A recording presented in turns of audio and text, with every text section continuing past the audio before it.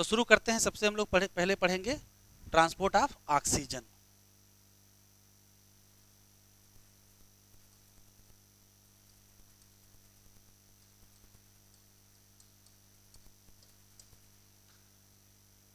Oxygen transport का पहले तो मतलब समझ में आ जाए कि आखिर इसका मतलब क्या है। तो मतलब देखो क्या है। मान लेते हैं कि हम लोगों की ये एल्वियोलाई है, ठीक है। मान लेते हैं कि ये पर्टिकुलर कोई ब्लड वेसल है।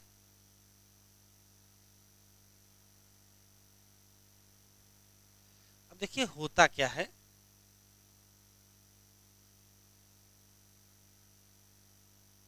O2 ट्रांसपोर्ट का मतलब ये है कि इतना तो आपको पहले से ही पता है कि एल्वियोलाई से O2 निकल के कहाँ आ जाती है, ब्लड में आ जाती है, ठीक है। लेकिन एल्वियोलाई से सिर्फ ब्लड में आने भर से काम नहीं चलेगा।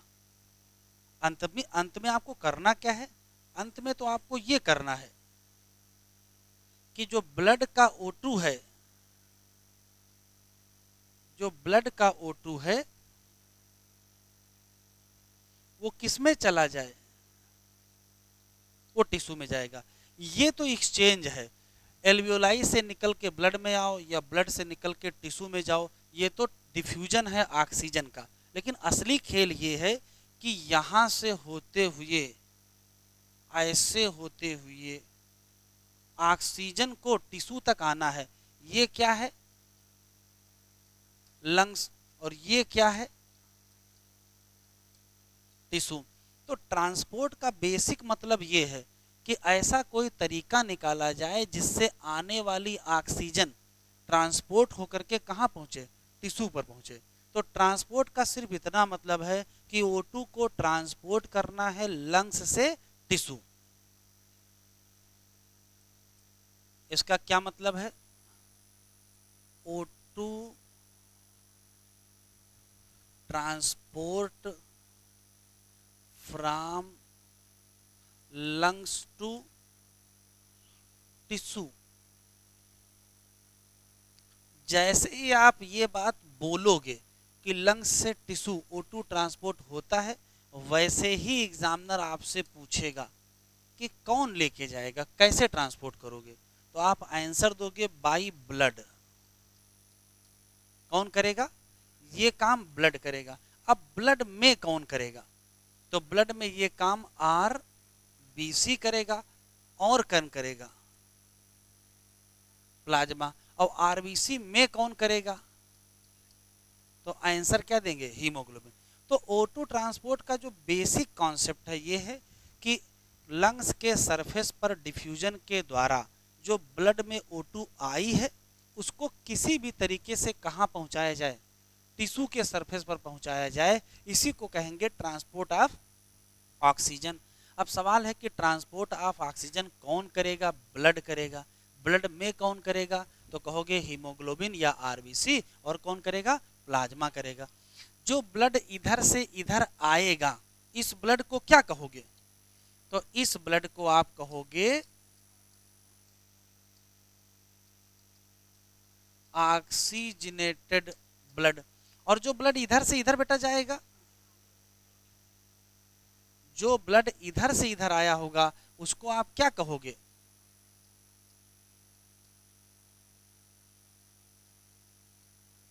Deoxygenated blood.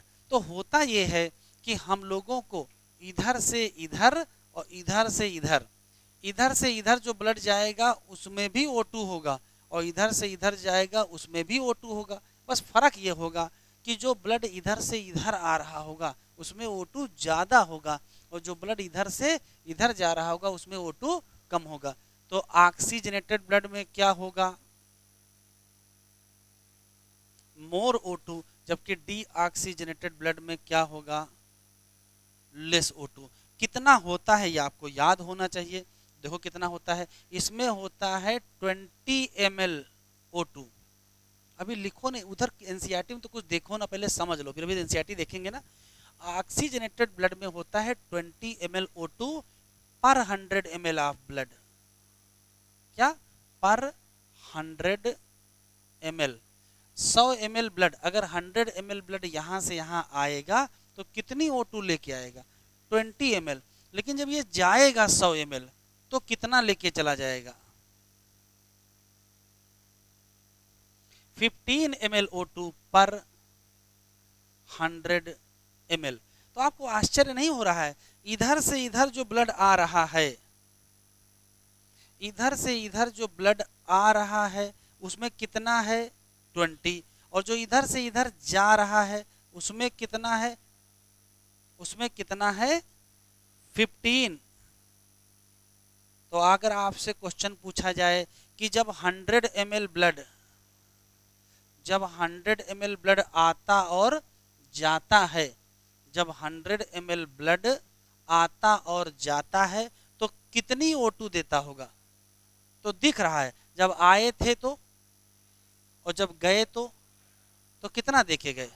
तो इसमें कोई डाउट ही नहीं है, कितने ml O2 देके गए? तो आंसर क्या देंगे? 5 ml।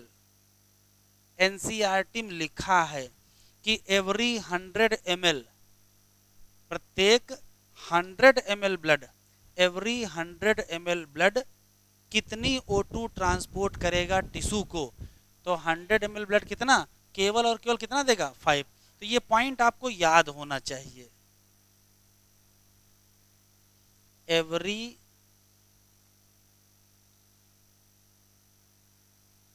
100 ml ब्लड डिलीवर करेगा, यहां डिलीवरी कर रहा है ना, कितनी दे रहा है? 5 ml O2। और किसको डिलीवरी कर रहा है? लंग्स को कि एल्वियोलाई को? लंग्स को कि एल्वियोलाई को? तो कहोगे क्या? टिश्यू को। ना लंग्स को ना एल्वियोलाई को, किसको देंगे? टिश्यू को। 2। एक बार एग्जामिनर ने इसको उल्टा लिख दिया, ऐसे लिखा था every 100 ml blood deliver 5 ml O2 to lungs. क्या लंग्स को डिलीवर करेंगे? किसको डिलीवर करेंगे? टिश्यू को। तो अभी तक सिर्फ इतनी बात बताई है कि O2 ट्रांसपोर्ट का मतलब ये है कि जो डिफ्यूज होकर के ऑक्सीजन ब्लड में आ रही है उस ऑक्सीजन को टिश्यू तक पहुंचाना है। ठीक है, जो लेके जाएगा उसको कहेंगे ऑक्सीजनेटेड ब्लड, और जो वापस लेके आएगा उसे कहेंगे डीऑक्सीजनेटेड ब्लड। जो ऑक्सीजनेटेड ब्लड होगा उसमें ज्यादा ऑक्सीजन होगी, जो डीऑक्सीजनेटेड होगा उसमें कम ऑक्सीजन होगी। जो ऑक्सीजनेटेड होगा उसमें 20 ml होगी और जो डीऑक्सीजनेटेड होगा उसमें 15 ml होगी।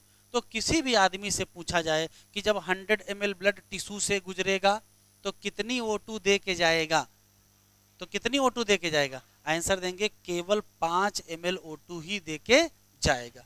यहां तो कोई डाउट तो नहीं है? आगे बढ़े, लिखोगे, चल ले लेना। ठीक है, खींचो फिर आगे बढ़े, लिखना है।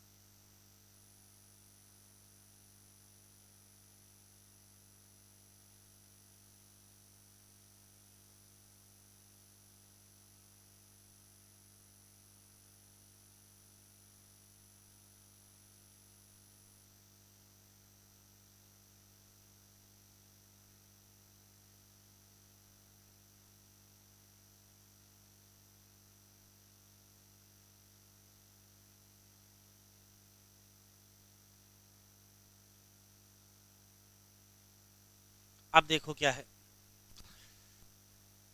अब सिर्फ हमको ये समझना है कि हुआ ये है कि लंग्स की एल्वियोलाई से O2 निकल के आ रहा है ब्लड में, और फिर ब्लड से O2 निकल के जा रहा है टिश्यू में। तो जब ब्लड में आ रहा है तो कोई ना कोई उसको रिसीव करने वाला होगा, और जब टिश्यू में जा रहा है तो कोई ना कोई उसको लीव करने वाला होगा। तो देखो रिसीव कौन करता है और लीव कौन करता है ये समझिए। तो देखिए होता क्या है, मान लेते हैं कि ये पर्टिकुलर ब्लड वेसल है, ठीक है, और ब्लड वेसल के अंदर पाया जाता है हीमोग्लोबिन, किसके अंदर? आरबीसी के अंदर। होता क्या है कि जो O2 है वो जब ब्लड वेसल के अंदर आती है तो हीमोग्लोबिन से बाउंड कर जाती है, और हीमोग्लोबिन से बाइंड करते ही क्या बनता है, HbO2 बनता है। और यही फिर घूमते घूमते घूमते घूमते घूमते घूमते टिश्यू की सरफेस पर पहुंचता है। और जब टिश्यू की सरफेस पर पहुंचेगा तो HbO2 टूट जाएगा, Hb अलग हो जाएगा और O2 क्या हो जाएगा, अलग हो जाएगा। और ये जो O2 होगा ये कहां पहुंच जाएगा, बाहर निकल जाएगा और किसको मिल जाएगा, टिश्यू। और आया कहां से था बेटा, लंग्स। तो सिर्फ देखिए इतनी बात आपको समझनी है कि जो ऑक्सीजन है वो हीमोग्लोबिन से बाइंड करता है, कहां पर, लंग्स के सरफेस पर। और ऑक्सीजन हीमोग्लोबिन से अलग होता है कहां पर, टिश्यू से। एनसीईआरटी में लिखा है O2 bind with haemoglobin at lungs and O2 dissociate with haemoglobin at tissue. तो ये दो बातें याद रखेंगे।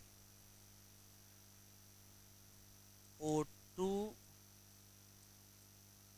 बाइंड विद हीमोग्लोबिन कहां, एट लंग्स। और दूसरा है O2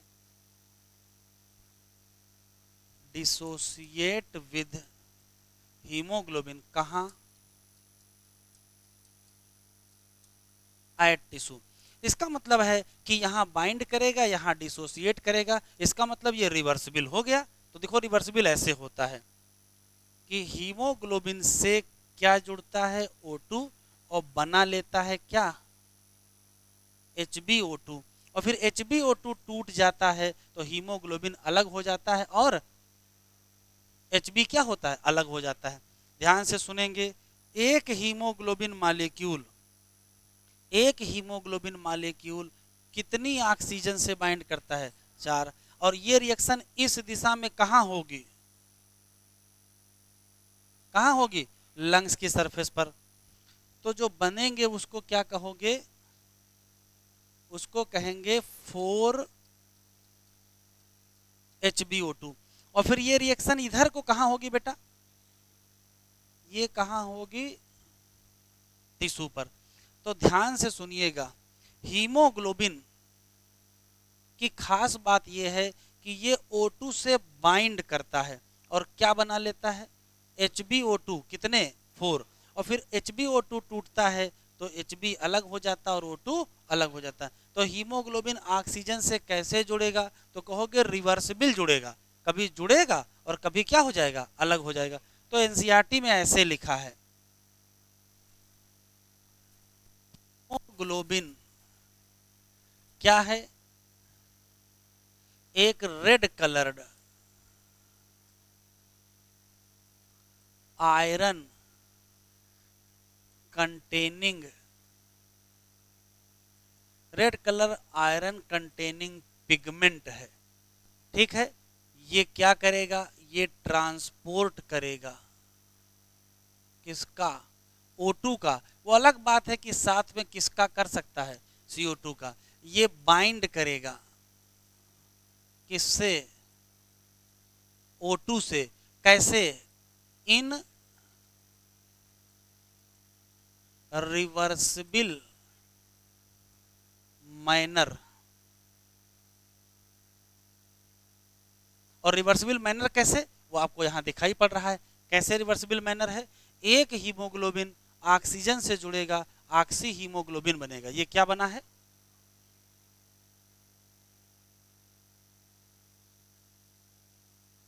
ये है ऑक्सी हीमोग्लोबिन।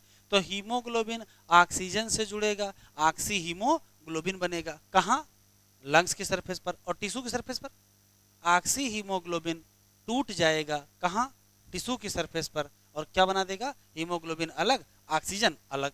तो देखते हैं, अगर आपसे क्वेश्चन पूछा जाए, एक हीमोग्लोबिन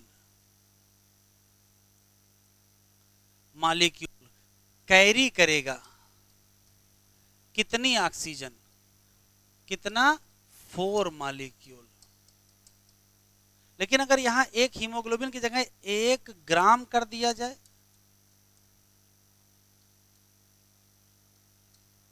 तो क्या कैरी करेगा, तो याद रखेंगे ऑक्सीजन होगी 1.34 ml ये अलग डाटा है बेटा।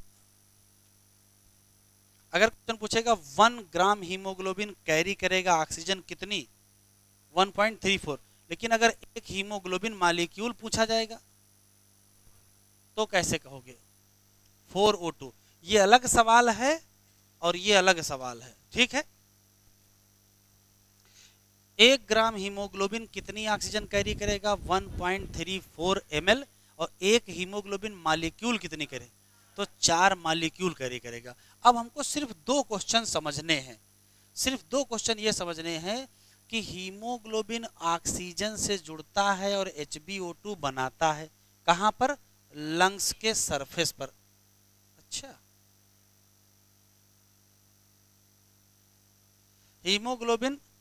हीमोग्लोबिन ऑक्सीजन जुड़ता है और क्या बनाता है, HbO2 कहां पर, लंग्स के सरफेस पर, और HbO2 टूटता है टिश्यू पर और क्या बना लेता है, Hb अलग और O2 अलग। तो कोई ना कोई तो कारण होगा जब लंग्स पर हीमोग्लोबिन और O2 जुड़ जाते हैं, या इसका दूसरा कारण होगा कि टिश्यू पर हीमोग्लोबिन और O2 अलग हो जाते हैं। तो आपसे एग्जामिनर केवल यहाँ 2 सवाल पूछता है, आखिर ऐसी कौन सी परिस्थिति है कि हीमोग्लोबिन ऑक्सीजन से जुड़ता है कहाँ, लंग्स के सरफेस पर, और ऐसी कौन सी परिस्थिति है जिससे हीमोग्लोबिन अलग होता है किससे, हीमोग्लोबिन अलग होता है ऑक्सीजन से टिश्यू पर। कोई ना कोई तो परिस्थिति होगी, तो परिस्थिति देखें क्या है। ये बात बहुत इंपॉर्टेंट है, क्या, binding of haemoglobin with O2 depend on, ये किस बात पर डिपेंड करती है, तो आंसर बहुत इंपॉर्टेंट है। पहला है पार्शियल प्रेशर ऑफ O2, और यही मेन फैक्टर है। लेकिन ध्यान से सुनिएगा, हीमोग्लोबिन की ऑक्सीजन से जो बाइंडिंग है वो सिर्फ इसी पर डिपेंड नहीं करती है, ये डिपेंड करती है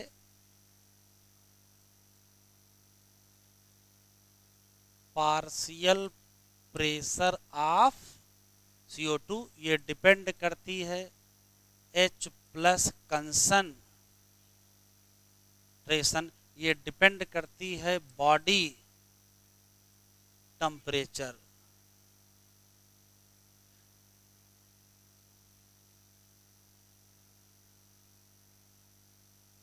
अब काम की बात देखो, अगर ये मेन फैक्टर है कौन, पार्शियल प्रेशर ऑफ O2, तो फिर ये क्या हो गए, ये साइड फैक्टर हैं।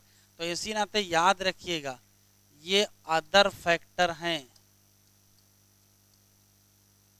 क्वेश्चन आपसे पूछेगा binding of haemoglobin with oxygen mainly depend over, तो तुरंत आंसर हम क्या देंगे, पार्शियल प्रेशर ऑफ O2, लेकिन कौन से और फैक्टर हैं जो इस बाइंडिंग को अफेक्टेड करते हैं, तो आंसर क्या देंगे, CO2, H+ और टेम्परेचर। तो अदर फैक्टर दैट इफेक्ट क्या, binding of Hb with O2। तो अगर क्वेश्चन पूछा जाए binding of Hb with O2 के फैक्टर कौन कौन से हैं, तो क्या आंसर दोगे, तो एक फैक्टर तो आप ये दोगे पार्शियल प्रेशर ऑफ O2, एक फैक्टर दोगे पार्शियल प्रेशर ऑफ CO2, एक फैक्टर दोगे H+, और एक फैक्टर दोगे टेम्परेचर। यही 4 फैक्टर हैं, O2 का पार्शियल प्रेशर, CO2 का पार्शियल प्रेशर, H का कंसंट्रेशन और शरीर का टेम्परेचर।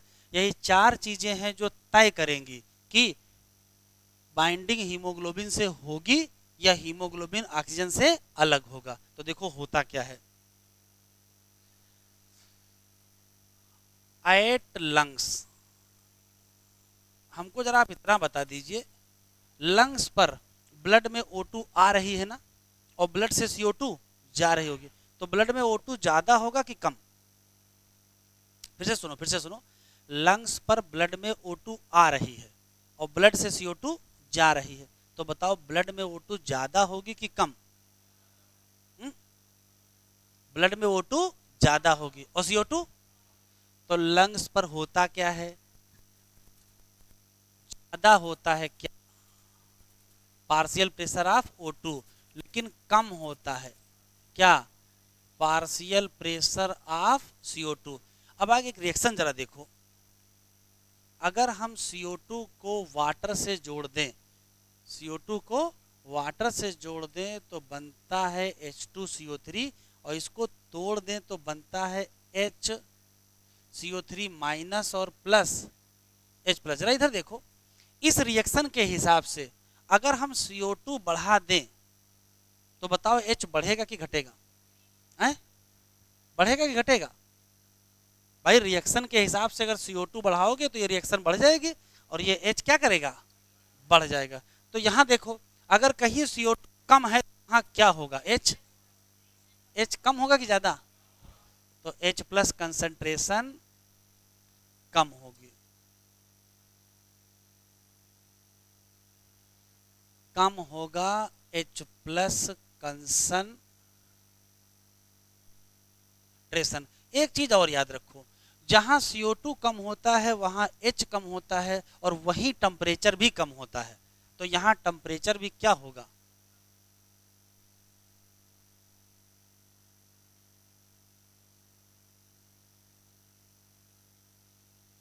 अब आपके काम की देखो, ये रिएक्शन काम की नहीं, इसको भूल जाना है। आपके काम की बात ये निकली है कि ये सारी कंडीशन कहां है, ये कहां है, लंग्स पर, और ये सारी कंडीशन चाहती हैं, ध्यान से सुनिएगा, ये सारी कंडीशन चाहती हैं कि हीमोग्लोबिन ऑक्सीजन से जुड़े। तो देखो ये जो कहानी पीछे वाली है, अगर आपसे क्वेश्चन पूछा जाए कि हीमोग्लोबिन ऑक्सीजन से जुड़े और ऑक्सी हीमोग्लोबिन बने कहां, लंग्स पर, तो उसके लिए कौन कौन सी कंडीशन है, तो जितनी कंडीशन अभी बताए हैं, कौन कौन सी बताए हैं, O2 ज्यादा, CO2 कम, H कम और टेम्परेचर, बस बात खत्म। तो कौन कौन सी कंडीशन है जो इस रिएक्शन को इधर चलाएंगी, तो कहोगे इस कंडीशन को इधर तभी चलाएंगे जब लंग्स पर कंडीशन मिलेंगी, और लंग्स पर कितनी कंडीशन अभी बताएं, 4 कंडीशन है, O2 क्या था, CO2 क्या था, H क्या था और टेम्परेचर क्या था, बात खत्म। तो वापस चलते हैं, ये वो कंडीशन है,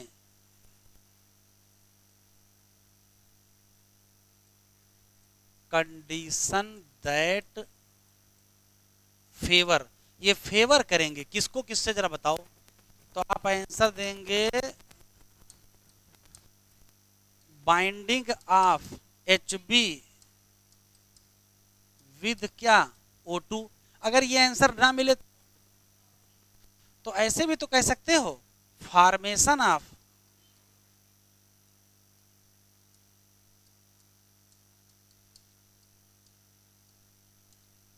ऑक्सी हीमोग्लोबिन, क्या कहोगे, फॉर्मेशन ऑफ ऑक्सी हीमोग्लोबिन। तो पलट देते हैं, अगर आपसे एग्जामिनर पूछे कौन सी कंडीशन है जो ऑक्सी हीमोग्लोबिन का फॉर्मेशन करवाएंगी, तो आंसर क्या देंगे, O2 ज्यादा, CO2 कम, H कम और टेम्परेचर कम। तो इसका उल्टा नहीं कर लेते हैं,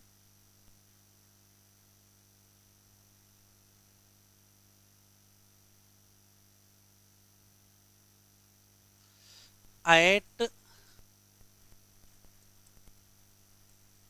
टिश्यू, जरा हमको आराम से बताइएगा, टिश्यू पर क्या होता है, टिश्यू पर ब्लड से O2 निकल के टिश्यू में जाती है ना, तो ब्लड में O2 घटेगी कि बढ़ेगी, जब O2 निकल के जाएगी तो कम होगी, तो फिर ब्लड पे क्या हो जाएगा, टिश्यू पर देखो घट जाएगी क्या, पार्शियल प्रेशर ऑफ O2, और जहां O2 कम होगी वहीं CO2 क्या हो जाएगी, ज्यादा हो जाएगी, तो वैसे ही बढ़ जाएगा क्या, पार्शियल प्रेशर ऑफ CO2, और अगर कहीं CO2 ज्यादा हो जाएगा तो बढ़ जाएगा क्या,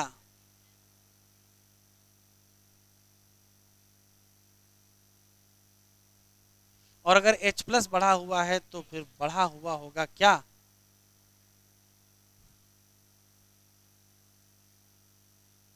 तो कितना आसान है इसको याद करना।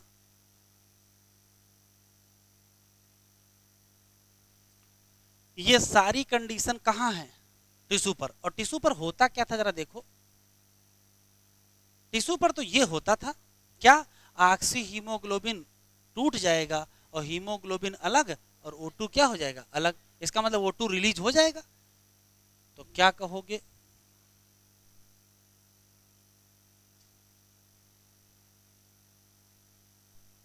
अच्छा, ये वो कंडीशन है, कंडीशन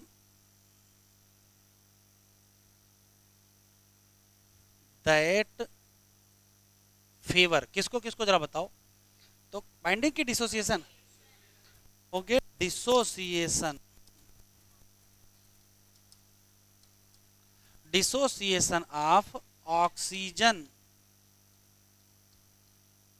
फ्रॉम कहां से, हीमोग्लोबिन। या क्या कहोगे, या तो कहो, या तो कहो ब्रेकडाउन ऑफ ऑक्सी हीमोग्लोबिन, ये भी तो कह सकते हो। वहां लिखे थे फॉर्मेशन और यहाँ क्या लिखेंगे, ब्रेकडाउन। तो लिख दो ब्रेकडाउन ऑफ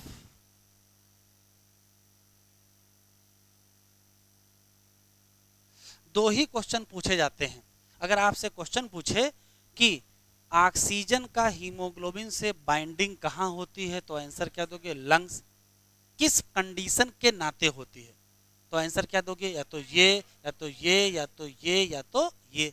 और अगर क्वेश्चन पूछे ऑक्सीजन डिसोसिएशन होता है कहाँ पर, टिश्यू पर, किन कंडीशन के नाते, तो या तो ये आंसर दोगे, या तो ये दोगे, या तो ये दोगे, या तो ये दोगे। पेपर उठा के देखिए, नीट में लेटेस्ट में 2022 में ही पूछा गया है, 2022 में ही आया है। क्या आया है कि कौन सी कंडीशन है जो हीमोग्लोबिन की ऑक्सीजन से बाइंडिंग कराती है। तो हमको आराम से बताओ, लंग्स की कंडीशन कौन कौन सी है। O2 ज़्यादा, CO2 कम, तो H कम, तो टेम्परेचर भी कम। तो ये क्या करेंगी, बाइंडिंग करेंगी हीमोग्लोबिन की ऑक्सीजन से, या फॉर्मेशन करेंगे ऑक्सी हीमोग्लोबिन। और अगर अगर हम टिश्यू की सरफेस पर हैं तो क्या है, O2 क्या है, कम, तो CO2 क्या है, तो H क्या है, pH क्या है। देखो ध्यान से सुनो, याद करना बड़ा आसान है, सिर्फ O2 याद रखो बस। जैसे ही O2 कम लिखोगे वैसे CO2 ज्यादा, और CO2 जैसे ज्यादा वैसे H ज्यादा, वैसे टेम्परेचर ज्यादा। कुछ करना ही नहीं। देखो देखो, CO2 भी ज्यादा, H भी ज्यादा, टेम्परेचर। तो याद रखना कितना आसान है, सिर्फ आप O2 याद रखो बस, बाकी कुछ ना याद रखो, ठीक है। तो मोटा मोटा जरा एक सवाल बता दो। मान लेते हैं कि हम लोगों का, मान लेते हैं कि हम लोगों के बुखार आ जाए, ठीक है। तो जब बुखार आ जाएगा तो बताओ हीमोग्लोबिन की ऑक्सीजन से बाइंडिंग बढ़ेगी कि घटेगी।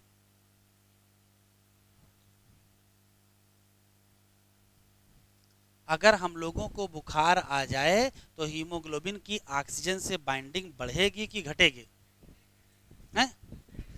तो देखो, जैसे बुखार आने का मतलब टेम्परेचर ज़्यादा, और अगर टेम्परेचर ज़्यादा है तो CO2 ज़्यादा होगी, और अगर CO2 ज़्यादा है तो O2 कम होगी, और O2 अगर कम है तो हीमोग्लोबिन की ऑक्सीजन से बाइंडिंग नहीं होगी, डिसोसिएशन होगा, तो डिसोसिएशन बढ़ जाएगा। अच्छा, हमारा ब्लड अगर एसिडिक हो जाए तो, ब्लड हमारा एसिडिक हो जाए, एसिडिक होने का मतलब है कि पीएच कम, और पीएच कम होने का मतलब एच ज्यादा, और एच ज्यादा होने का मतलब है CO2 ज्यादा, O2 कम। इसका मतलब डिसोसिएशन होगा कि ब्रेकडाउन, ओ एसोसिएशन की ब्रेकडाउन, जुड़ेगा कि टूटेगा, तो क्या बताओगे, टूट जाएगा। तो आराम से दिमाग में रखेंगे, ऑक्सी हीमोग्लोबिन बनेगा कि ऑक्सी हीमोग्लोबिन टूटेगा, ये किस बात पर डिपेंड करेगा, तो कहोगे चार बातों पर डिपेंड करेगा। कौन कौन सी, एक O2, एक CO2, एक H और एक टेम्परेचर। मेन फैक्टर कौन सा है, मेन फैक्टर है O2। लंग्स पर O2 ज्यादा है, इसी नाते ऑक्सी हीमोग्लोबिन बनता है, और टिश्यू पर O2 कम है, इसी नाते ऑक्सी हीमोग्लोबिन टूटता है। ठीक है, जरा एनसीईआरटी पढ़ो एक बार।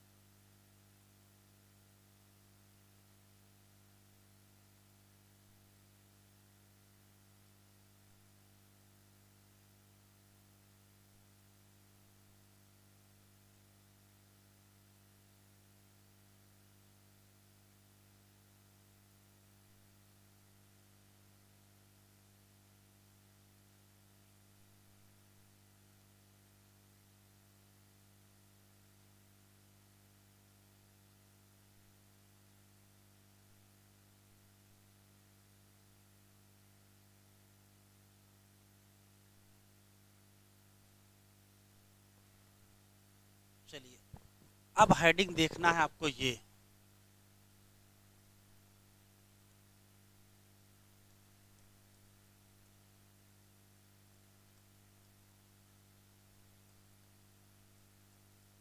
Oxygen dissociation curve.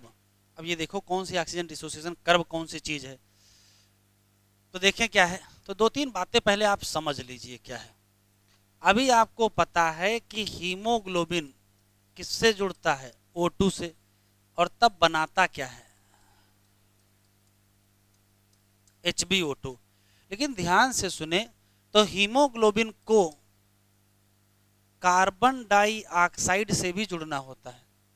Haemoglobin O2 से भी जुड़ता है, हीमोग्लोबिन CO2 से भी जुड़ता है।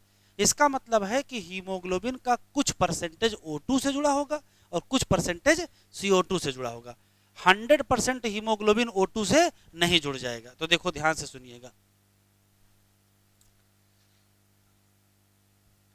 हीमोग्लोबिन का वो परसेंटेज, हीमोग्लोबिन का वो percentage of Hb that bound to O2, haemoglobin का वो परसेंटेज जो किससे जुड़ा हो, O2 से जुड़ा हो, इसे कहते हैं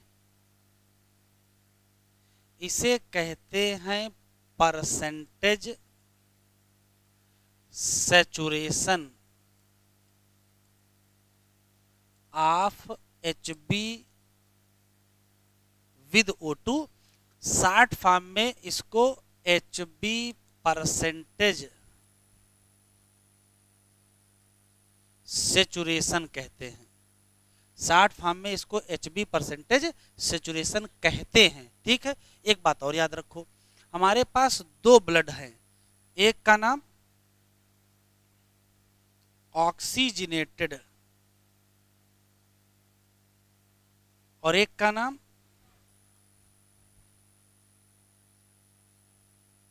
डीऑक्सीजनेटेड। ऑक्सीजनेटेड ब्लड में ऑक्सीजन का पार्शियल प्रेशर कितना होता है, पहले से पता है ना, कितना होता है, 95 mm।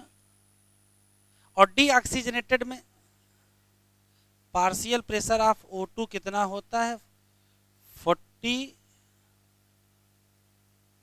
mm Hg। अब ध्यान से सुनिएगा,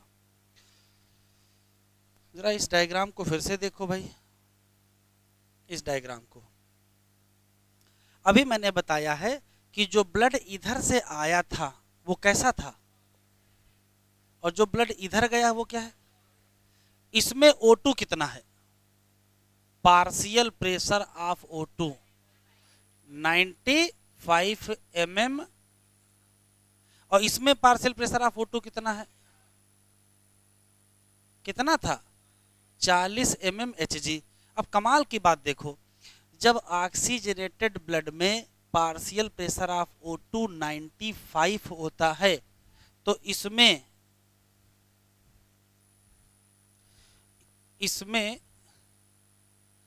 Hb परसेंटेज सैचुरेशन, ध्यान से सुनिएगा, 97% होता है। ऑक्सीजनेटेड में सैचुरेशन कितना है, 97, लेकिन डीऑक्सीजनेटेड में होता है ये 75%। तो आप काम की बात देखो, जब पार्शियल प्रेशर कितना था तो सैचुरेशन कितना था, जब पार्शियल प्रेशर कितना था तो सैचुरेशन कितना था, 75 था। तो उसी डायग्राम में वापस चलते हैं। अगर आपसे क्वेश्चन पूछे कि डीऑक्सीजनेटेड ब्लड में Hb परसेंटेज सैचुरेशन कितना है, तो कितना बताओगे, कितना बताओगे, 75%। और ऑक्सीजनेटेड में सैचुरेशन कितना बताओगे, कितना बताओगे, 97%। तो एक आखिरी सवाल काम का है, जब ब्लड इधर से इधर आया था तो सैचुरेशन कितना था, और जब ब्लड इधर से इधर गया तो सैचुरेशन कितना, तो कितने परसेंट हीमोग्लोबिन ने अपना ब्लड ऑक्सीजन को दिया, ऑक्सीजन ब्लड को दिया? देखो, तो अगर इसको हम 100 मान लें, मोटा मोटा अगर इसको हम 100 मान लें, तो जब इधर से आया तो 100% सेचुरेटेड था, और जब इधर से गया तो कितने परसेंट दिया, कितने परसेंट दिया? तो देखो जरा खेल,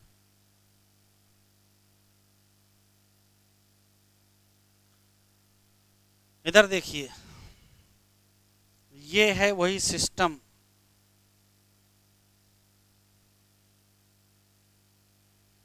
जब ब्लड इधर से आया था तो कितने परसेंटेज सेचुरेटेड, और जब ब्लड इधर से गया है तो कितने परसेंट दे के गया? लगभग लगभग कितना? 25%। अब काम की बात देखें, जब ब्लड आया था तो उसमें कितना था? जब ब्लड आया था तो उसमें ऑक्सीजन थी 20, और जब गया तो कितना था? 15। तो कितना दिया था? कितना दिया था? 5। ये दूसरा डाटा है, आए थे तो 20, गए थे तो 15, तो दिए कितना? 5। जब आए थे तो सेचुरेटेड थे, जब गए थे तो सेचुरेटेड थे, तो कितने परसेंट ने दिया? ये अलग सवाल है ना।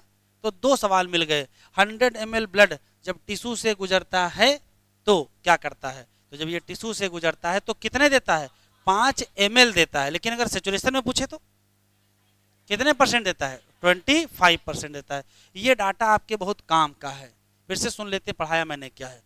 हीमोग्लोबिन का वो परसेंटेज जो ऑक्सीजन से बाइंड होता है उसे कहते हैं percentage saturation of HB with O2। Short form में एचबी परसेंटेज सेचुरेशन भी कहते हैं। ये 97% होता है किसमें? ऑक्सीजनेटेड। ये 75 होता है किसमें? डीऑक्सीजनेटेड। क्यों? जब पार्शियल प्रेशर ऑफ O2 होता है 95 तो सेचुरेशन होता है, और जब पार्शियल प्रेशर ऑफ O2 होता है 40 तो सेचुरेशन होता है 75। तो काम की बात देखें, काम की बात यह है कि अगर हम एक तरफ ले लें, एक तरफ ले लें पार्शियल प्रेशर ऑफ O2 और एक तरफ ले लें HB परसेंटेज सेचुरेशन, एक तरफ क्या ले लें? पार्शियल प्रेशर ऑफ O2, एक तरफ क्या ले लें? HB percentage saturation. तो जो हमको कर्व मिलता है, जो हमको कर्व मिलता है वो ऐसे मिलता है। इसको कहते हैं सिग्मॉइड कर्व। क्या कहते हैं? Sigmoid curve. इस सिग्मॉइड कर्व को अगर ध्यान से देखा जाए तो देखो क्या है, अभी मैंने बताया कि जब पार्शियल प्रेशर कितना हो, जब पार्शियल प्रेशर हो कितना? 95 mmHg,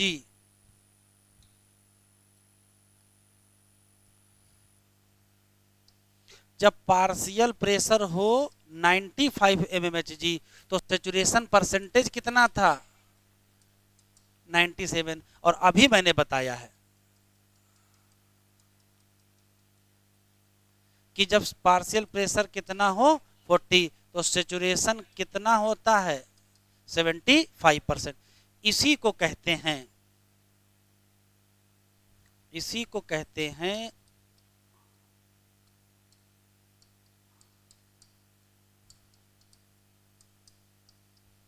ऑक्सीजन डिसोसिएशन कर्व। ये कर्व कैसा होता है? सिग्मॉइड इन शेप, पहला सवाल। दूसरा सवाल है ऑक्सीजन डिसोसिएशन कर्व हमको कब मिलता है?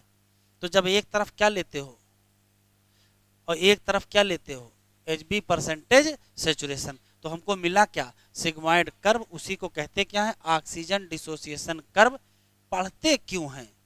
पढ़ने से क्या फायदा है इसके? कोई ना कोई तो पर्पज होगा, क्यों पढ़ रहे हैं? तो एनसीईआरटी में लिखा है, ध्यान से सुनिएगा। HB percentage, HB percentage saturation कितना होगा? मतलब 97% सेचुरेशन होगा कि 75% सेचुरेशन होगा, ये इस बात पर डिपेंड करेगा, ध्यान से सुनिएगा, ये इस बात पर डिपेंड करेगा कि पार्शियल प्रेशर ऑफ O2 कितना है। देखो, अगर पार्शियल प्रेशर ऑफ O2 कम है तो सेचुरेशन भी क्या है, और O2 ज्यादा है तो सेचुरेशन भी क्या है, ज्यादा। तो अगर पार्शियल प्रेशर ऑफ O2 बढ़ा दिया जाए तो HB परसेंटेज सेचुरेशन बढ़ जाएगा, और अगर पार्शियल प्रेशर ऑफ O2 घटा दिया जाए तो HB परसेंटेज सेचुरेशन क्या हो जाएगा, घट जाएगा। तो सीधा सीधा सवाल आपको मिलेगा कि HB परसेंटेज सेचुरेशन किस पर डिपेंड करता है, तो कहेंगे पार्शियल प्रेशर ऑफ O2 पर डिपेंड करता है। O2 ज़्यादा तो सेचुरेशन ज़्यादा, और O2 कम तो सेचुरेशन कम। लेकिन क्या हीमोग्लोबिन की ऑक्सीजन से बाइंडिंग में सिर्फ O2 का ही रोल होता है? CO2 का भी तो रोल होता है, अभी पढ़ के आए हैं। तो कैसे पता चले कि CO2 का रोल कैसे होता है? तो ध्यान से सुने, एनसीईआरटी में लिखा है ऑक्सीजन डिसोसिएशन कर्व इसी नाते पढ़ा जाता है। ऑक्सीजन डिसोसिएशन कर्व हमको ये बता सकता है कि हीमोग्लोबिन की ऑक्सीजन से जो बाइंडिंग है उसमें CO2 का क्या रोल है। O2 का रोल तो दिख ही रहा है, O2 आप ज़्यादा करो तो बाइंडिंग ज़्यादा तो सेचुरेशन भी क्या ज़्यादा, और O2 कम करो तो सेचुरेशन कम हो जाएगा क्योंकि बाइंडिंग कम हो जाएगा। लेकिन CO2 का भी तो कोई ना कोई रोल होगा। तो CO2 का बाइंडिंग पर क्या रोल है ये हमको कौन बताएगा? एनसीईआरटी में लिखा है, ये कौन बताएगा? Oxygen dissociation curve. एनसीईआरटी में लिखा है हेल्पफुल टू डिटरमाइन किसका effect, effect of CO2 on किस पर, बाइंडिंग ऑफ O2 विद किससे, HB। हीमोग्लोबिन की ऑक्सीजन से जो बाइंडिंग है उस पर किसका इफेक्ट, CO2 का इफेक्ट हमको कौन बता सकता है? ऑक्सीजन डिसोसिएशन कर्व, ये एनसीईआरटी में लिखा है। तो ऑक्सीजन डिसोसिएशन कर्व में कुल 4 क्वेश्चन। पहला सवाल ये है कि ऑक्सीजन डिसोसिएशन कर्व बनता कब है? तो जब एक तरफ क्या लेते हो, एक तरफ क्या लेते हो, पार्शियल प्रेशर ऑफ O2, तो हमको मिलता क्या है, सिग्मॉइड कर्व। कहते क्या है, ऑक्सीजन डिसोसिएशन कर्व कैसा होता है, सिग्मॉइड। इसी से दिखता है कि जब पार्शियल प्रेशर ऑफ O2 40 था तो सेचुरेशन, और जब पार्शियल प्रेशर ऑफ O2 तो सेचुरेशन 97 था। ठीक है, ये क्यों पढ़ते हैं? एनसीईआरटी में लिखा है helpful to determine the effect of CO2 on binding of O2 with haemoglobin. अब पूरा पढ़ डालिए, सब मैंने पढ़ा डाला है।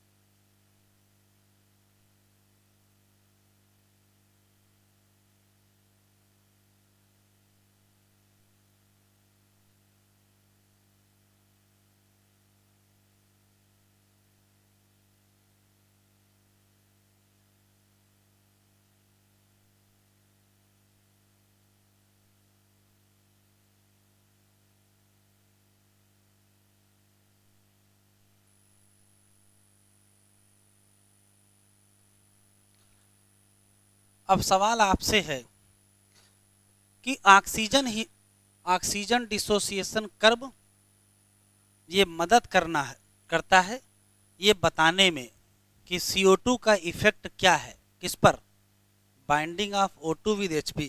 तो क्या ऑक्सीजन डिसोसिएशन कर्व बोल के बताएगा आपको? ऑक्सीजन डिसोसिएशन कर्व कैसे बताएगा कि CO2 का क्या इफेक्ट है? तो CO2 का इफेक्ट है किसके ट्रांसपोर्ट में? O2 के ट्रांसपोर्ट। किसको पढ़ रहे हैं? O2 transport. ध्यान से सुने, ट्रांसपोर्ट कर रहे हैं O2 का और इफेक्ट किसका देख रहे हो? CO2 का। इसी इफेक्ट को कहते हैं क्या? Bohr effect. एनसीईआरटी के बाहर से 3 लाइनें। अगर आपसे क्वेश्चन पूछा जाए बोहर इफेक्ट क्या है, तो आप कहोगे ये इफेक्ट है किसका? CO2 का। किस पर? ऑन ट्रांसपोर्ट ऑफ क्या? O2। Effect of CO2 on transport of O2, इसी को कहते क्या है? Bohr effect. बोहर ने बताया है, ध्यान से सुनिएगा, बोहर ने बताया है कि अगर आप चेंज कर दो क्या? CO2 की कंसंट्रेशन, अगर क्या कर दो? CO2 की कंसंट्रेशन चेंज कर दो,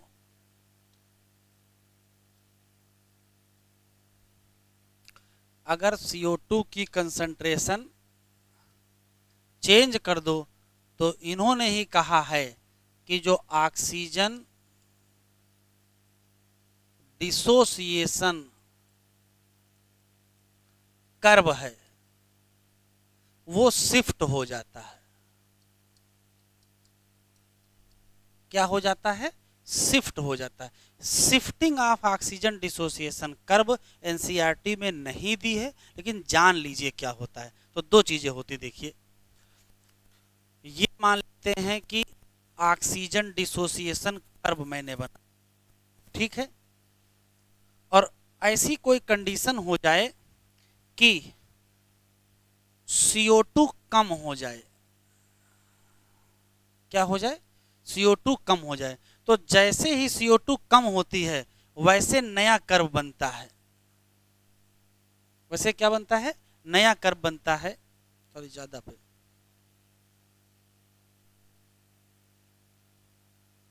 CO2 ज्यादा हो जाए, ठीक है, CO2 ज्यादा हो जाए तो नया कर्व बनता है। फिर देखिए, मान लेते हैं कि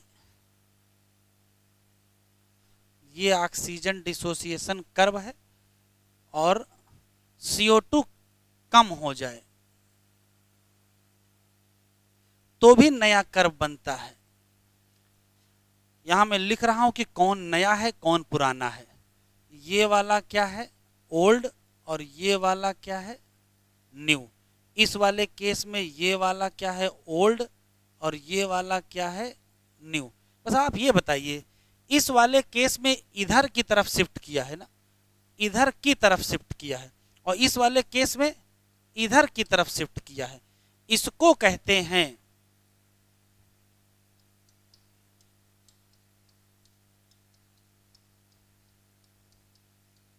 राइट शिफ्टिंग, और इसको कहते हैं क्या?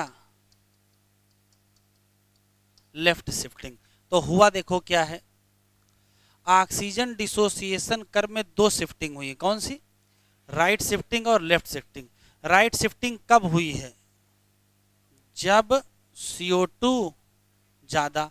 और लेफ्ट शिफ्टिंग कब हुई है? जब CO2 कम। और ये ज्यादा होता कहाँ है बेटा? ये ज्यादा होता है टिश्यू पर, और ये कम कहाँ होता है? तो अगर आपसे क्वेश्चन पूछे कि ऑक्सीजन डिसोसिएशन कर्व लेफ्ट में शिफ्ट करेगा, तो आप कहोगे लंग्स में शिफ्ट करेगा। जब लंग्स पर होगा तभी शिफ्ट करेगा। जब हीमोग्लोबिन लंग्स पर होता है तो ऑक्सीजन डिसोसिएशन कर्व किधर शिफ्ट कर जाएगा?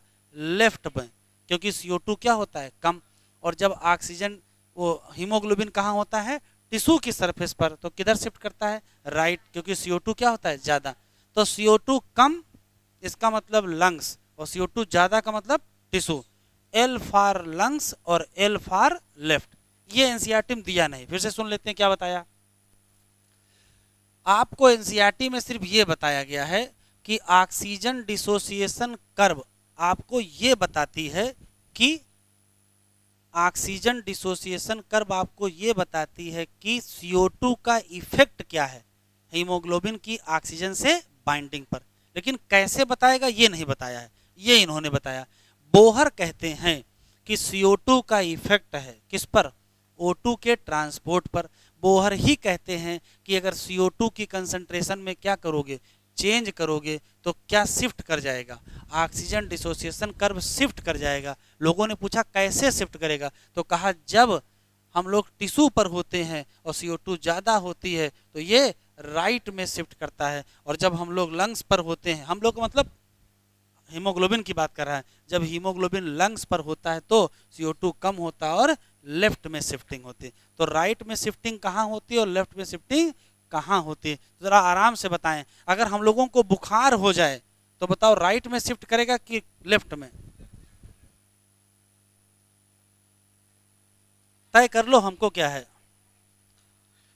अगर बुखार हुआ है इसका मतलब टेम्परेचर ज़्यादा है, और टेम्परेचर ज़्यादा तो मतलब CO2 ज़्यादा, और CO2 ज़्यादा मतलब राइट शिफ्ट। तो बताओ ऑक्सीजन डिसोसिएशन होगा कि ऑक्सीजन एसोसिएशन। तो ये कंडीशन क्या करती है, ऑक्सी हीमोग्लोबिन का डिसोसिएशन, और वो कंडीशन ऑक्सी हीमोग्लोबिन का एसोसिएशन। तो देखो जरा,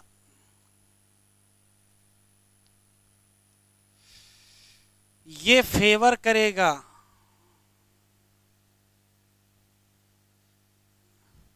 ये फेवर करेगा क्या,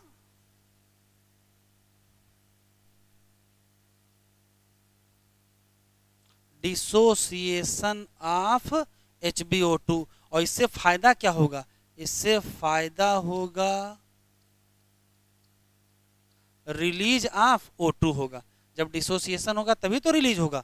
और इससे क्या फायदा होगा, इससे होगा एसोसिएशन HB का किससे, O2 से, और फिर बनेगा क्या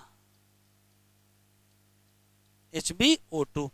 तो बोहर ने बताया है कि लंग्स पर CO2 जब कम होता है तो ये फेवर करता है हीमोग्लोबिन की ऑक्सीजन से बाइंडिंग को, और टिश्यू पर जब CO2 ज़्यादा होता है तो ये फेवर करता है ऑक्सी हीमोग्लोबिन डिसोसिएशन को, और तभी O2 क्या होती है, रिलीज होती है। ये इतना एनसीईआरटी में नहीं लिखा हुआ। ठीक है आगे बढ़ें, पढ़ चुके ही हो, हेडिंग डालो कौन सा, CO2 ट्रांसपोर्ट।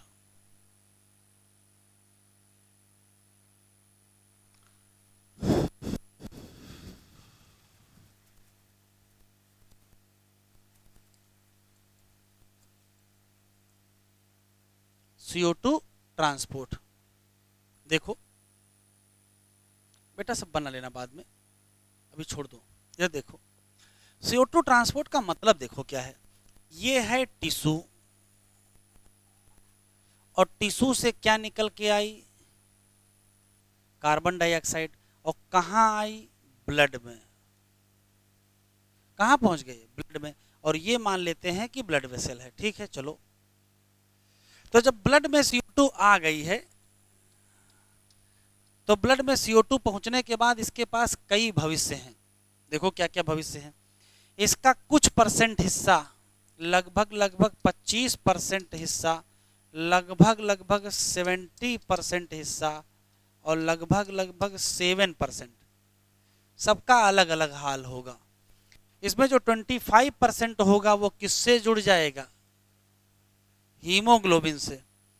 इसका जो 70% होगा वो क्या बनाएगा, बाइकार्बोनेट आयन, और जो 7% होगा वो प्लाज्मा में डिजॉल्व होगा। तो जब हीमोग्लोबिन से जुड़ जाएगा तो बनेगा कार्बामीना हीमोग्लोबिन। तो अगर आपसे क्वेश्चन पूछा जाए कि टिश्यू की सरफेस से लंग्स की सरफेस तक CO2 कैसे आएगी, तो कहोगे 25% हीमोग्लोबिन से जुड़ के आएगी, 70% बाइकार्बोनेट के फॉर्म में आएगी और 7% प्लाज्मा में डिजॉल्व होके आएगी। और मान लेते हैं कि हम लोग पहुंच गए क्या, लंग्स की सरफेस पर पहुंच गए। तो जब लंग्स की सरफेस पर पहुंच गए तो यहां से CO2 निकल के कहां चली जाएगी, लंग्स के। तो सिस्टम इतना ही है कि टिश्यू के सरफेस पर निकल के किस में आओ, ब्लड में, और लंग्स के सरफेस पर ब्लड से निकल के किस में जाओ, लंग्स में जाओ। यहाँ टिश्यू से निकल के ब्लड में आए और यहाँ ब्लड से निकल के लंग्स में गए। अब यहाँ से यहाँ आना है, कैसे आओगे, तो या तो हीमोग्लोबिन के साथ जुड़ के आओ, या तो बाइकार्बोनेट बन के आओ, और या तो प्लाज्मा में डिजॉल्व होके आओ। कोई दिक्कत तो नहीं है। पढ़ो जरा CO2 ट्रांसपोर्ट में ऊपर वाली हेडिंग।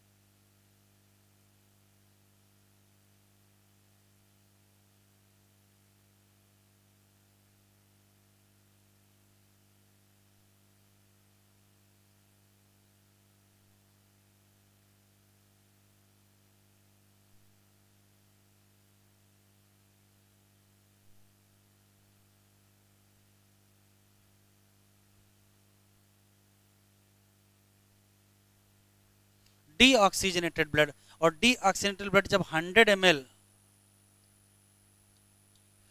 ml यहां से यहां आएगा और लंग्स को CO2 देगा, तो कितना देता है, केवल और केवल कितना, 4 ml। इधर से इधर जब ब्लड आया है तो केवल 4 ml CO2 देगा। Every 100 ml deoxygenated blood deliver कितना, 4 ml। अब इस 4 ml का 25% हीमोग्लोबिन के साथ जुड़ के आया है, इसका लगभग लगभग 70% बाइकार्बोनेट के फॉर्म में आया है, और 7% के आसपास प्लाज्मा में। एक एक करके देखते हैं।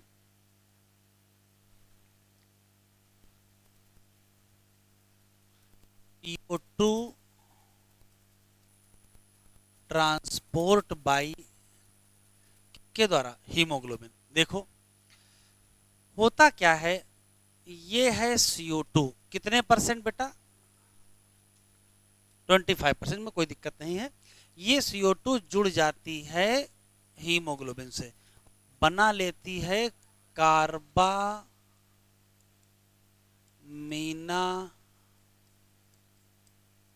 क्या, हीमोग्लोबिन।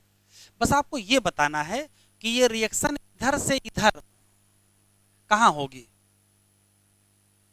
ये रिएक्शन इधर से इधर होगी कहां पर, टिश्यू पर। और ये रिएक्शन इधर भी तो होगी, कहां पर, लंग्स पर।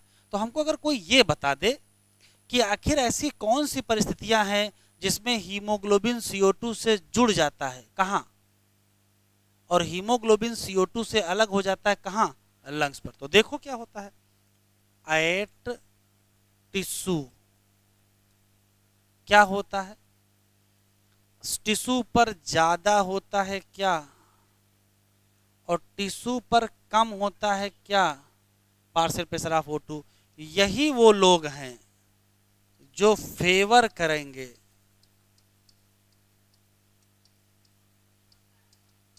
बाइंडिंग ऑफ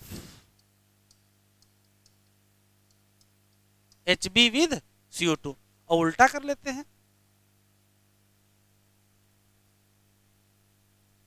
लंग्स पर क्या होता है, लंग्स पर पार्शियल प्रेशर ऑफ CO2 कम और पार्शियल प्रेशर ऑफ O2 ज्यादा। यही वो लोग हैं जो फेवर करेंगे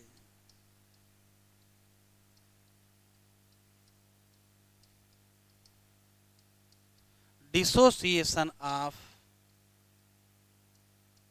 कार्बामीना हीमोग्लोबिन। और उससे होगा क्या, उससे होगी रिलीज ऑफ क्या, CO2। ये रिएक्शन अगर इधर को होगी तभी तो CO2 रिलीज होगी, और अगर इधर को होगी तो फिर बाइंड होगा। तो अगर चाहते हो कि हीमोग्लोबिन CO2 ले ले, हीमोग्लोबिन CO2 ले ले या उससे बाइंड हो जाए, तो क्या कर दें, तो एक काम कर दो, CO2 कर दो ज़्यादा, O2 कर दो कम, तुरंत जुड़ जाएगा। और अगर हम चाहते हैं कि ये छोड़ दे CO2, तो CO2 कर दो कम और O2 कर दो ज़्यादा, तो तुरंत क्या करेगा, छोड़ देगा। यही दो क्वेश्चन हमको याद करने हैं। हीमोग्लोबिन का CO2 का ट्रांसपोर्ट है, उसमें केवल 4 ही क्वेश्चन है। पहला सवाल, कितने परसेंट CO2 हीमोग्लोबिन के द्वारा ट्रांसपोर्ट होती है, 20 to 25%। पूरा अगर लिखे तो 20 to 25%, ठीक है। दूसरा सवाल, जब बाइंड होता है तो क्या बनता है, कार्बामीना हीमोग्लोबिन। कौन सी परिस्थितियां हैं जो कार्बामीना हीमोग्लोबिन बनवाएंगे, CO2 ज्यादा O2 कम। और कौन सी कंडीशन है जो कार्बामीना हीमोग्लोबिन तोड़ के CO2 रिलीज करा देंगे, तो CO2 क्या हो जाए, कम, और O2 क्या हो जाए, ज्यादा। बस इतना है, जरा पढ़ो।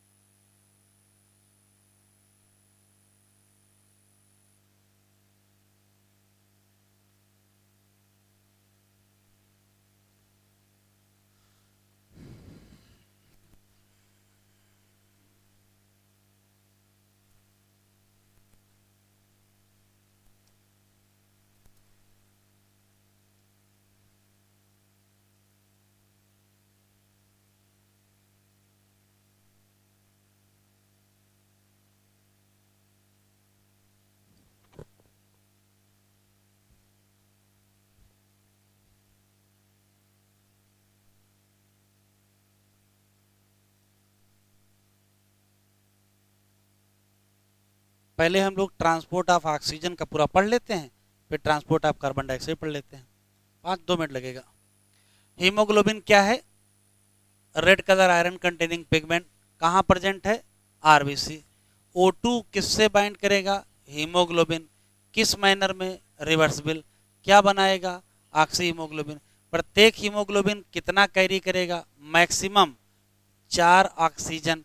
बाइंडिंग ऑफ, ये टिक कर लीजिए, binding of oxygen with haemoglobin primarily related to, क्या लिखा है, पार्शियल प्रेशर ऑफ O2। लेकिन अलग बात है, पार्शियल प्रेशर ऑफ CO2 हो, हाइड्रोजन आयन की कंसंट्रेशन हो, और क्या, टेम्परेचर। ये वो अदर फैक्टर हैं जो इंटरफेयर करेंगे किसको, दिस बाइंडिंग। ये टिक कर लीजिए। सिग्मॉइड कर्व ऑब्टेन होता है जब एक तरफ क्या लेते हैं, एनसीईआरटी में यही नहीं बताया कि परसेंटेज सेचुरेशन क्या होता, सीधे शुरू कर दिया है। एक तरफ क्या लेते हैं, percentage saturation of haemoglobin with O2, और एक तरफ क्या लेते हैं, पार्शियल प्रेशर ऑफ O2। तो इसी को कहते क्या है, oxygen dissociation curve. Highly useful है क्या, स्टडी इफेक्ट ऑफ फैक्टर जैसे and H+ on binding of O2 with क्या, हीमोग्लोबिन। टिक करें, ये पूछा गया सवाल है। एल्वियोलाई में जब क्या हो, और क्या हो, और क्या हो, और क्या हो, तो ये फैक्टर फेवर करेंगे क्या, फॉर्मेशन ऑफ ऑक्सी हीमोग्लोबिन। जबकि टिश्यू में अगर जाओगे तो उल्टा हो जाएगा, लो हो जाएगा PO2, हाई हो जाएगा PCO2, हाई हो जाएगा H+। ये और हाई टेम्परेचर, ये सब फेवर करेंगे क्या, dissociation of oxygen from oxy haemoglobin.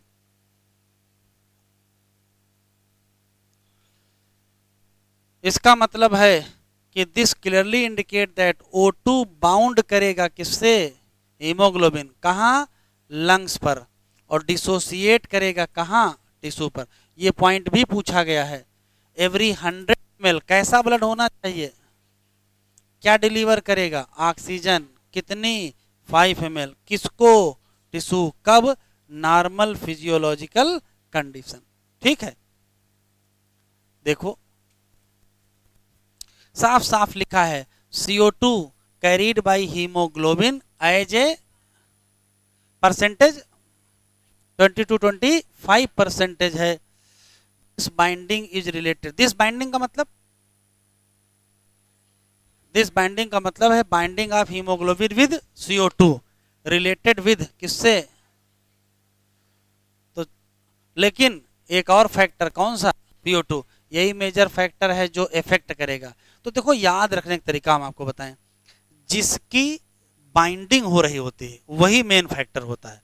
जैसे अगर O2 की बाइंडिंग हो रही है तो मेन फैक्टर O2 हो जाएगा, और अगर CO2 की बाइंडिंग हो रही है तो मेन फैक्टर CO2 हो जाएगा। अगर क्वेश्चन पूछे कि हीमोग्लोबिन की O2 से बाइंडिंग करनी है तो मेन फैक्टर कौन सा होगा, पार्शियल प्रेशर ऑफ O2 हो जाएगा। लेकिन अगर हीमोग्लोबिन की CO2 से बाइंडिंग होगी हो तो मेन फैक्टर कौन सा हो जाएगा, यहां मेन PO2 होगा तो साइड में, यहां साइड में हो जाएगा PCO2, और यहां साइड में क्या हो जाएगा, कोई दिक्कत तो नहीं है।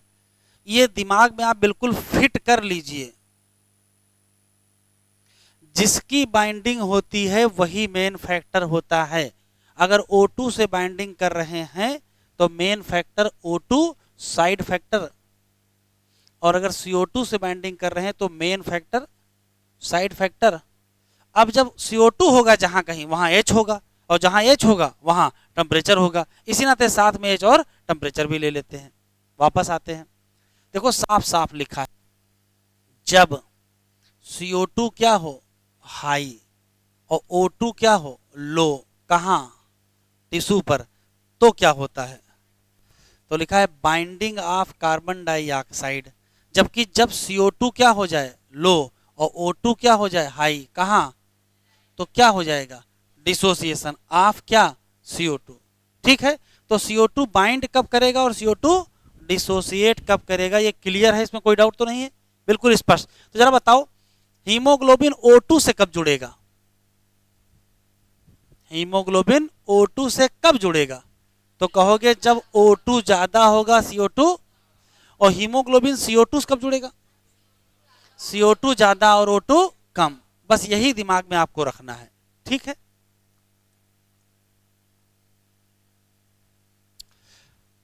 ठीक है, इसका मतलब जो CO2 बाइंड हुआ था किससे, हीमोग्लोबिन से, कहा, टिश्यू पर, वो डिलीवर हो गया कहा, एल्वलाई। यहां तक पढ़ा लिया है, अब इसके आगे देखते हैं।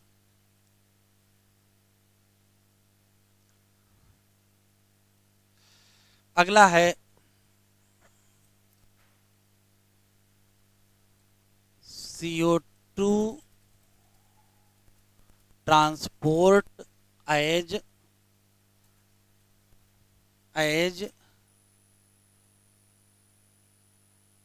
SCO3 minus. अब देखो कैसे SCO3 माइनस में चलता है।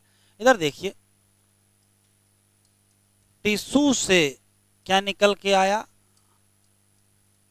CO2, और कहां पहुंचा, ब्लड में। ये मान लेते हैं ब्लड में CO2 है। तो जैसे ही ब्लड में ये पहुंचता है, ये वाटर से रिएक्शन करता है और बना लेता है,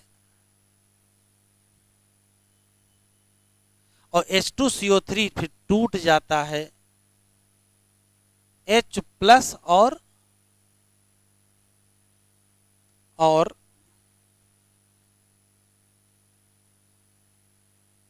SCO3 माइनस। देखो क्या होता है, ये रिएक्शन हुई और क्या बना, SCO3 माइनस। तो ब्लड के अंदर का हाल देखते हैं।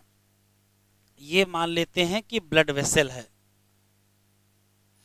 ब्लड वेसल के अंदर क्या आया, CO2, और घुमा फिरा करके क्या बन गया, SCO3 माइनस। अब यही SCO3 माइनस तैरते तैरते तैरते तैरते कहां पहुंचेगा, लंग्स की सरफेस पर, और लंग्स की सरफेस पर ये रिएक्शन उल्टी कर लेंगे। उल्टी करेंगे मतलब SCO3 माइनस H+ में जोड़ लेंगे, H2CO3 बना लेंगे, और H2CO3 टूट के H2O अलग और CO2 अलग। तो ये रिएक्शन बताओ इधर से इधर कहां होती है और इधर से इधर कहां होती है। बस ये दो क्वेश्चन आपके दिमाग में रखने हैं। ये इधर से इधर कहां होती है और इधर से इधर कहां होती है, लंग्स। अगर आपसे क्वेश्चन पूछा जाए कि ये रिएक्शन इधर से इधर को हो, फॉरवर्ड हो, तो किन कंडीशन में होगी। तो देखिए अब एक काम करिए, आप CO2 क्या कर दीजिए, ज्यादा। आपको केमिस्ट्री में पढ़ाया गया होगा कि अगर रिएक्टेंट ज्यादा होते हैं तो रिएक्शन फॉरवर्ड चलती है। तो अगर CO2 ज्यादा कर दोगे तो रिएक्शन इधर को चलेगी, और अगर CO2 कम कर दोगे तो रिएक्शन इधर चलने लगेगी। तो काम की बात देखें, एट टिश्यू क्या होता है, हाई होती है पार्शियल प्रेशर ऑफ CO2। ये क्या करेगी,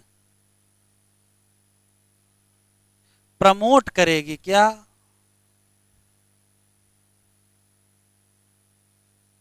formation of H+ and SCO3 minus. लेकिन जब हम लंग्स पर जाएंगे, लंग्स पर क्या होगा, लंग्स पर हो जाती है CO2 कम। तो ये प्रमोट करेगी क्या, प्रमोट करेगी कि H+ किससे जुड़ जाए और क्या बना ले, CO2। Promote binding of H+ and to release क्या, CO2। सिर्फ इतना है। तो यहां पहुंच के रिएक्शन फिर से क्या हो जाएगी, रिवर्स हो जाएगी, और फिर से क्या बन जाएगा, CO2, और CO2 क्या हो जाएगी, रिलीज। देखिए CO2 आई, क्या बन गया, SCO3 माइनस बन गया, और घूमते घूमते घूमते घूमते कहां पहुंचे, लंग्स की सरफेस पर। लंग्स की सरफेस पर रिएक्शन रिवर्स हो गई, फिर से क्या बन गया, CO2, और फिर से क्या हो गया, रिलीज। तो आए कहां से, टिश्यू थे, जाए कहां, लंग्स पर। सिर्फ 4 क्वेश्चन। हीमोग्लोबिन वाला छोड़ दीजिए, इसको सिर्फ याद रखिए। लगभग 70% कार्बन डाइऑक्साइड जब ब्लड में आती है तो वो CO2 किससे जुड़ती है, वो CO2 किससे जुड़ती है, वाटर से, और क्या बनाती है, H2CO3, क्या बनता है, H+ और SCO3 में। ये रिएक्शन इधर को होगी कहां, टिश्यू के सरफेस पर, और ये रिएक्शन इधर को होगी कहां, लंग्स के सरफेस पर।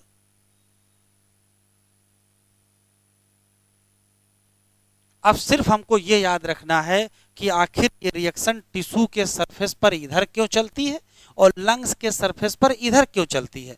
तो टिश्यू के सरफेस पर वो उधर क्यों चलती है, तो यहां लिखा है CO2 ज्यादा है, यही प्रमोट करेगा फॉर्मेशन ऑफ और लंग्स पर CO2 कम है तो ये प्रमोट करेगा बाइंडिंग ऑफ और रिलीज ऑफ CO2। एक आखिरी क्वेश्चन, जब ये रिएक्शन हो रही होती है तो इसमें एक एंजाइम लगता है, देखते हैं reaction.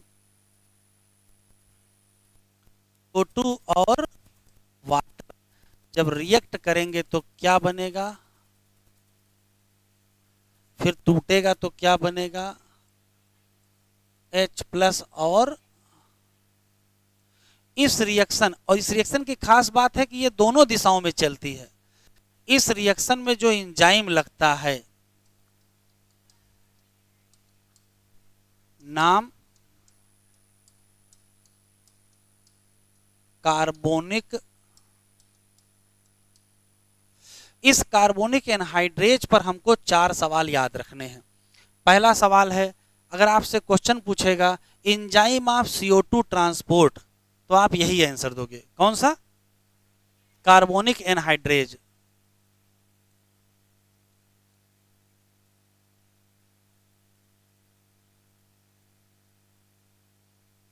Enzyme of CO2 transport कौन सा है, आंसर देंगे कार्बोनिक एनहाइड्रेज। दूसरा सवाल है ये कहां पाया जाता है, प्रेजेंट इन एनसीईआरटी में लिखा है कि ये RBC और प्लाज्मा दोनों पाया जाता है। जैसे ही कहोगे RBC वैसे बताना पड़ेगा हाई कंसंट्रेशन। तो अगर एग्जामिनर आपसे पूछे कि ये रिएक्शन कहां होती है, RBC में कि प्लाज्मा में, तो ये रिएक्शन दोनों जगह होती है, इन RBC और इन प्लाज्मा। ये RBC में भी होती है, प्लाज्मा में भी होती है, लेकिन RBC में ज्यादा होगी। क्यों? क्योंकि यहां हाई कंसंट्रेशन चाहिए। इसके लिए जिंक चाहिए, रिक्वायर जिंक एज को फैक्टर। ये भी एक रटने वाला सवाल है। इसके लिए क्या चाहिए, जिंक चाहिए। एक आखिरी सवाल, ये रिएक्शन किस दिशा में करेगा, इन बोथ।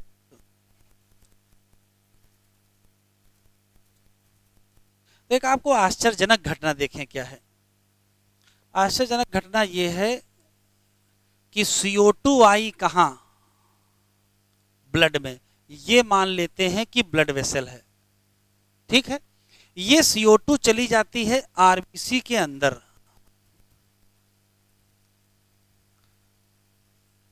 मान लेते हैं कि ये RBC है। तो जब CO2 RBC के अंदर जाएगी तो भविष्य देखो, 25% CO2 तो हीमोग्लोबिन से जुड़ जाएगी, लेकिन जो 70% है वो SCO3- बनाएगी और SCO3- बन के बाहर निकलेगी। RBC के अंदर गया CO2 और बाहर निकला क्या, SCO3-। अब ये SCO3- टहलते टहलते टहलते टहलते कहां पहुंचेगा, लंग्स की सरफेस पर फिर मिलेगी। लंग्स की सरफेस पर ये जो SCO3- है, ये जो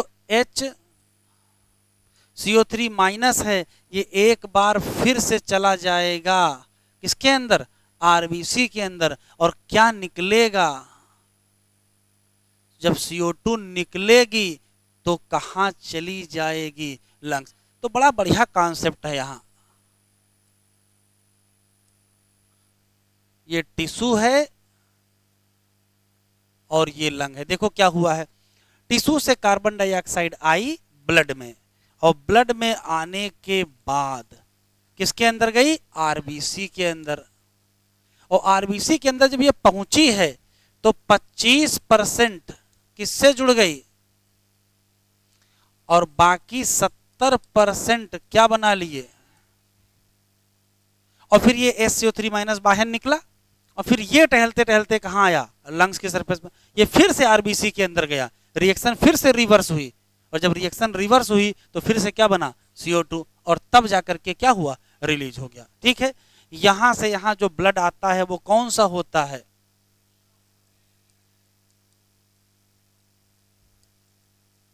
और डीऑक्सीजनेटेड ब्लड कितना डिलीवर करेगा यहां 4 ml क्या CO2 किसको देगा 4 ml CO2 टू किसको लंग्स पढ़ो CO2 ट्रांसपोर्ट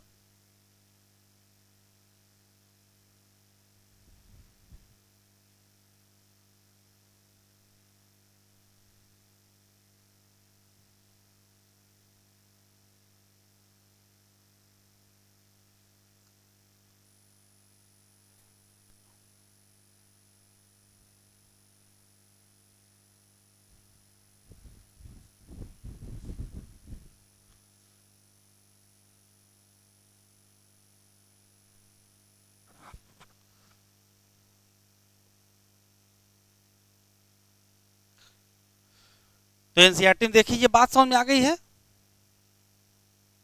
कॉन्सेप्ट क्लियर है